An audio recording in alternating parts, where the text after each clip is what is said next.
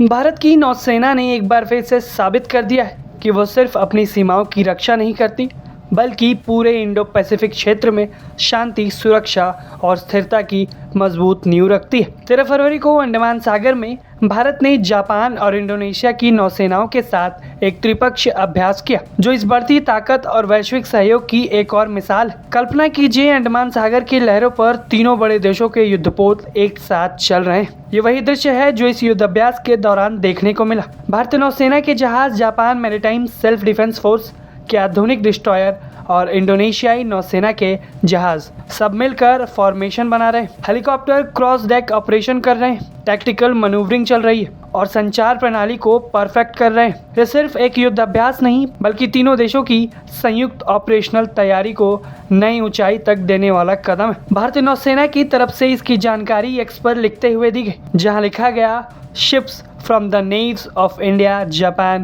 and Indonesia undertook a trilateral exercise in the Andaman Sea on 13th February 26, enhancing combined operational readiness, interoperability and reinforcing maritime cooperation towards a safe, secure and stable region। यानी कि ये अभ्यास इंटरऑपरेटिबिलिटी बढ़ाने, साथ मिलकर काम करने की क्षमता को मजबूत करने और क्षेत्र में शांति सुनिश्चित करने के लिए किया गया। अभी सवाल है कि आखिर ये अभ्यास इतने अहम क्यों है। आपको बता दें, अंडमान सागर कोई साधारण जगह नहीं है। ये इंडियन ओशन और पैसिफिक ओशन को जोड़ने वाला स्ट्रेटेजिक चेक पॉइंट है। यहाँ से गुजरने वाले समुद्री रास्ते दुनिया के ज़्यादातर व्यापार का रास्ता है, जहाँ से तेल, गैस, सामान सब कुछ का व्यापार किया जाता है। अगर यहाँ कोई अस्थिरता होती है तो पूरी दुनिया की अर्थव्यवस्था हिल सकती है। ऐसे में भारत, जापान और इंडोनेशिया जैसे तीन बड़े लोकतंत्रों का एक साथ आना कोई छोटी बात नहीं है। ये तीनों देश free and open Indo Pacific की वकालत करते हैं, जहाँ कोई भी देश जबरदस्ती नहीं कर सकता, जहाँ नेविगेशन फ्री हो,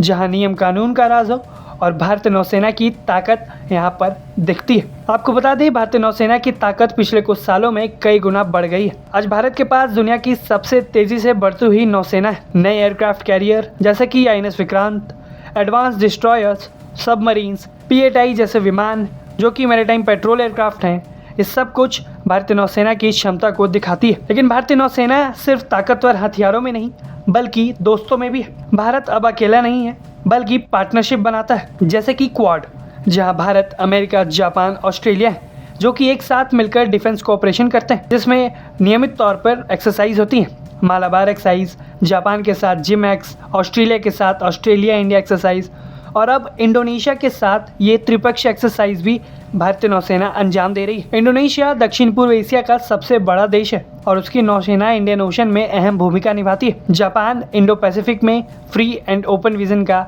हमारा एक साथी है। इन तीनों देशों की नौसेनाओं के मिलने का एक ही मतलब है, क्षेत्रीय सुरक्षा का एक नया गठजोड़। यह अभ्यास सिर्फ मिलिट्री नहीं बल्कि डिप्लोमेसी का भी हिस्सा है, जहां भारत की एक्ट ईस्ट पॉलिसी, सागर यानी कि security and growth for all in the region vision, इन सब को एक ही दिशा में काम करना है। हम छोटे बड़े देशों के साथ मिलकर समुद्री सुरक्षा को मजबूत कर रहे हैं, पायरेसी को रोक रहे हैं, साथ ही में ह्यूमैनिटेरियन असिस्टेंस भी दे रहे हैं। और ये तो अभी सिर्फ शुरुआत है। आपको बता दें, इसी महीने नौसेना की तरफ से मिलान 26 एक्सरसाइज होने वाली है, जहां पर दर्जनों देशों की नौसेनाएं भारत में इकट्ठा होंगी।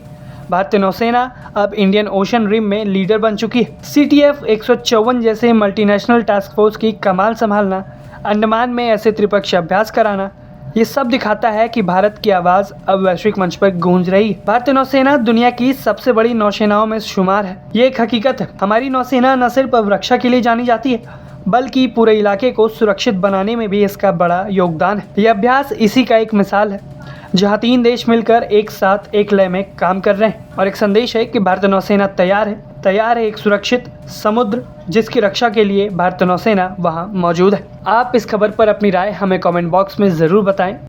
ब्यूरो रिपोर्ट, भारत तक।